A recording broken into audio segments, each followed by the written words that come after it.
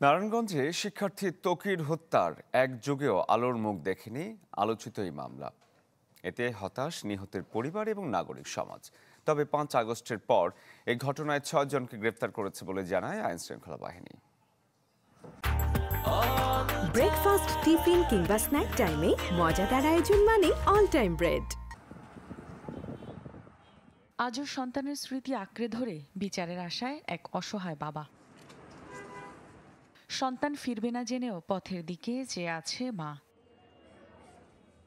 গল্পটা নারায়ণগঞ্জের তানভীর মোহাম্মদ তকির পরিবারের। হত্যা মামলা হলেও এক যুগেও আলোর মুখ দেখেনি। আদালতে এখনও দাখিল হয়নি চূড়ান্ত চার্জশিট।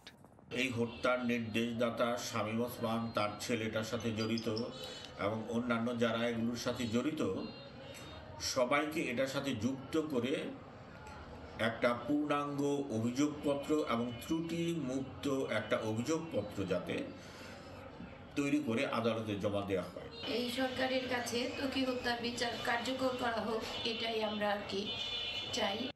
এত বছরেও এই মামলার তদন্ত কাজ শেষ হয়নি।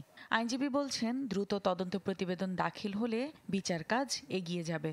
তদন্তকারী সংস্থা সর্বশেষ সেপ্টেম্বরের মধ্যে তারা আরও নতুন 6 জন আসামিকে গ্রেপ্তার করেছিল এবং তাদের মধ্যে একজন 164 করেছে। আগামী 17/4 নতুন করে আবার তারিখ আছে। আমি বিশ্বাস করতে চাই যে আইনের শাসন সুপ্রতিষ্ঠিত হোক। 5 আগস্টের পর থেকে 6 জনকে অ্যারেস্ট করা হচ্ছে। তাদেরকে নিয়ে জিজ্ঞাসাবাদ চলছে, তদন্ত কার্যক্রম চলমান আছে এবং এখান থেকে যে ফাইন্ডিংস সেটা নিয়ে আসলে অ্যাকচুয়ালি এখনও তদন্ত চলমান রয়েছে। 2013 সালের 6 মার্চ নগরীর শায়েস্তাগঞ্জ রোডের বাসা থেকে বেরিয়ে স্কুলে যায় ত্বকি। 2 দিন পর শীতলক্ষ্যা নদীর কুমুদিনী শাখা থেকে মরদেহ উদ্ধার করা হয়। Desk report, channel 24।